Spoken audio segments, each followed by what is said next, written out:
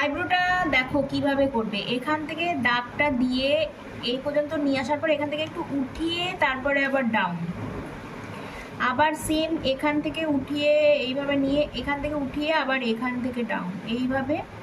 এবার এখান থেকে তুমি এখন ছবি আঁকার জন্য সুবিধার্থে এখান থেকে দাগ দিয়ে নিতে পারো। দেখো আরেকবার দেখো, প্রথমে কি করবে, এখানে একটা দাগ দিয়ে নাও যাতে সোজা স্ট্রেট হয়। এবার এইভাবে উঠিয়ে নিয়ে এইভাবে ডাউন, আবার এখান থেকে এই উঠিয়ে নিয়ে এইভাবে ডাউন। তাহলে এটা একটা টেকনিক হলো, এটা একটা টেকনিক হলো। এইভাবে তুমি বাড়িতে যদি 10 থেকে 15টা প্রত্যেক দিন করো, তোমার হাত এমনিই সেটিং হয়ে যাবে। তখন তুমি যে কোনো আইব্রো, আর ডাইরেক্ট যদি তুমি এখানে না এঁকে না করে ডাইরেক্ট যদি তুমি আইব্রোতে করতে যাও, তোমার এটা যদি করতে খাতায় করার পরে করতে লাগে 2 দিন, আর ওটা করতে লাগবে 20 দিন।